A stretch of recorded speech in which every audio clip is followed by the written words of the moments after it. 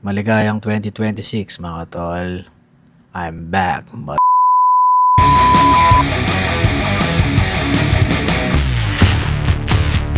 Another day, another crawl.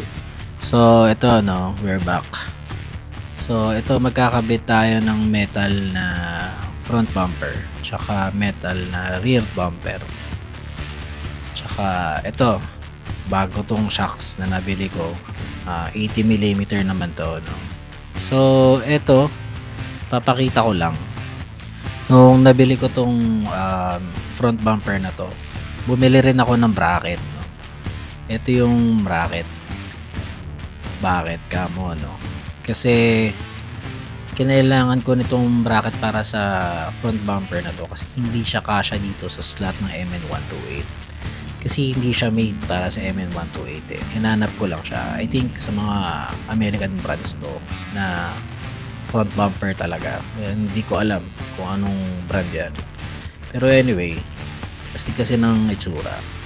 So, ito yung part na kinabit ko na yung bracket.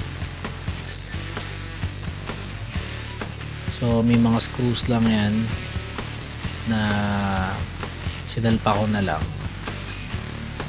Pero kasi actually dapat yung butas niyan para sa ilaw sana.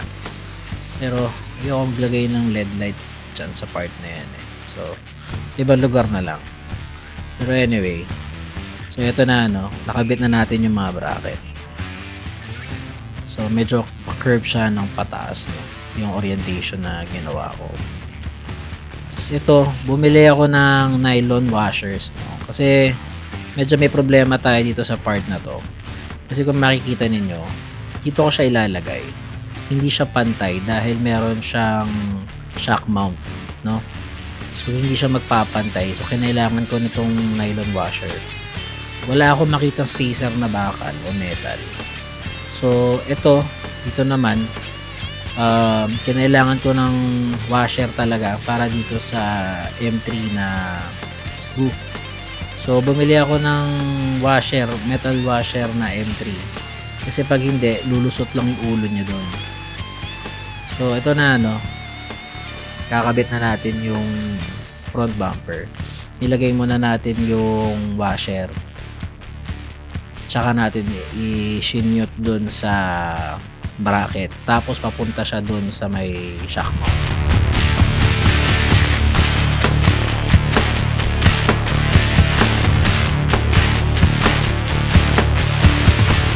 So okay na So next natin is yung sa harap. Ito yung kakailanganin natin ng nylon washers. Bali 3 pirasong nylon washer ang kinailangan ko dito para pumantay siya doon sa may shock mount. So sakto lang naman. Kung medyo pumantay naman siya, hindi naman siya masyadong tabingi. So sinalpak na natin yan dyan, in-screw na natin. So okay na.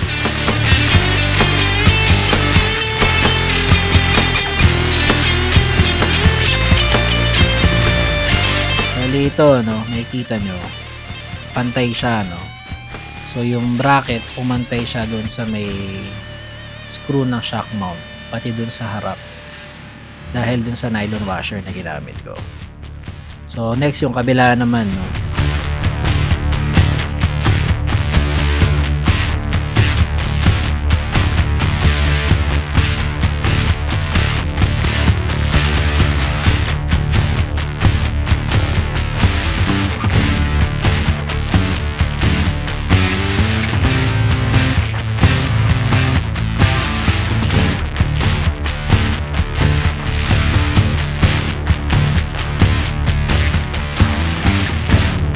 So ito okay na, nakabit na natin. Hindi muna natin masyadong hinigpitan kasi kailangan natin higpitan tong sa may bracket at mismo front bumper. Hindi ko nga pala siya sinigpitan muna kasi gusto ko makita kung papantay siya. So ngayon nakabit na natin yung bracket, hihigpitan na natin yung bracket at front bumper.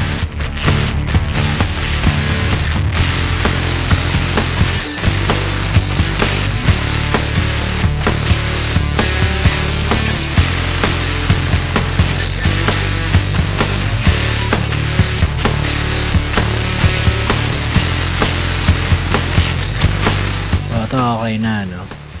Mahigpit na yung front bumper at yung bracket.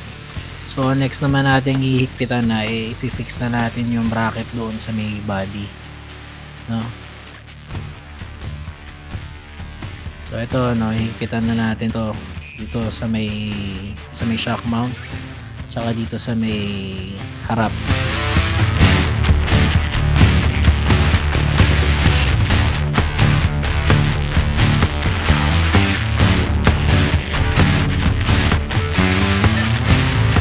Ayos na, kabit na natin.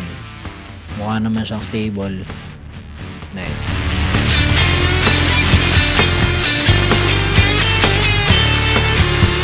So next natin is yung rear bumper na metal din, no? Ito kasi plastic pa to. Ito pa yung original.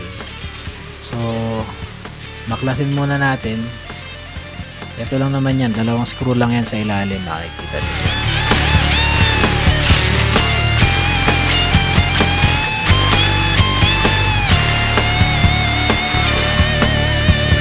So ito na yung metal rear bumper ko, no? Ito made talaga to para sa MN128. So kamukhang kamukha siya nung plastic. So siguro hindi ako magkakaproblema nito sa bracket or yung sa slot niya. So kinabit ko na yung parang mga poles na to, metal poles na to. Nikpitan ko na rin kasi sure naman na akong magsushoot ko.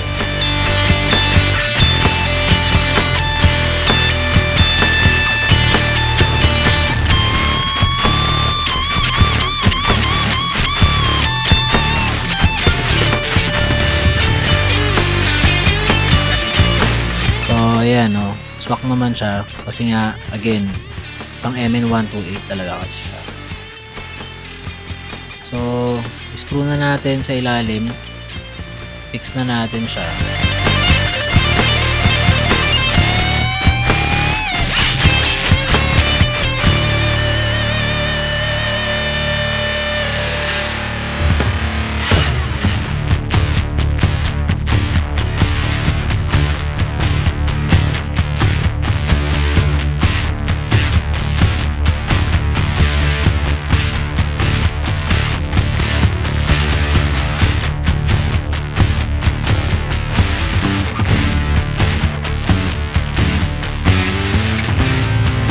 Okay na, no?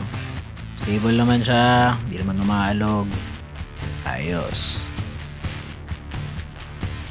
So ito naman next is yung mga kaartehan naman niya. Hindi ko alam kung ano tawag dito eh. Anyway, so kinabit na rin natin to, yung sa rear bumper. So cap Allen wrench lata ang tawag dito sa screw nito. So ibabaon mo lang siya ng maigi. Nice. Then yung patik sa harap. So kung mapapansin nyo, magkaiba yung itsura niya kasi again hindi kasi made pang MN128 tong bumper na ginamit ko sa harap. So iba talaga itsura niya. Wala lang pakialaman.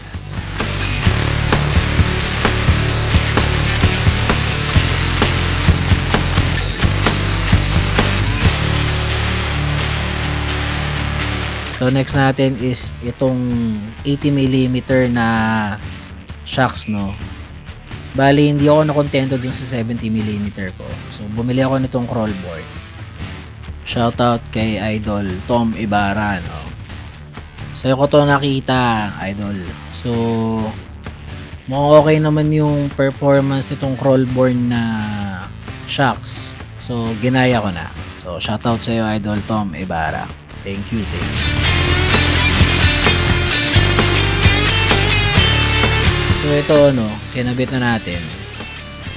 Well, dahilan kung bakit ako nagpalit ng 80mm, no. Kasi medyo nabitin ako sa flex o sa laro ng shocks ko doon sa 70mm. So tinry ko itong 80mm lang. Pero hindi ako magna 90 kasi ayoko magmukhang monster truck yung rig ko. Okay na ako sa 80mm. Sakto lang na taas Hindi siya magmumukhang monster truck. Tapos may tamang flex lang siya, 'di ba? So, yun yung pinakadahilan bakit pangatlong beses, pang-apat na beses na ako nagpalit ng shocks. Well, kanya-kanya yan. So, okay na, no? So, ito, okay siya. Ang ganda ng laro ng shocks niya, no? Lumulubog talaga siya. Kitang-kita mo. Ang ganda siguro to pagka sa trail na o kaya sa rough road. Kasi ito, tinest natin, pag inangat natin yung isang gulong, nakalapat pa rin yung tatlong gulong sa baba, no? So, okay siya. Ang ganda ng flex niya, no? Try natin ipatong siya. Yan, kitang-kita niyo naman, no? Nakalapat yung tatlong gulong sa lapag bukod dun sa isa. Ganda. Hindi siya ganun kataasan katulad ng ibang rig. Pero masaya na ako dito. So, hanggang dito na lang muna, tol, no? Hanggang sa susunod na vlog. Hopefully, agad-agad makapag-shoot ako. So, yun lang. Rock and crawl.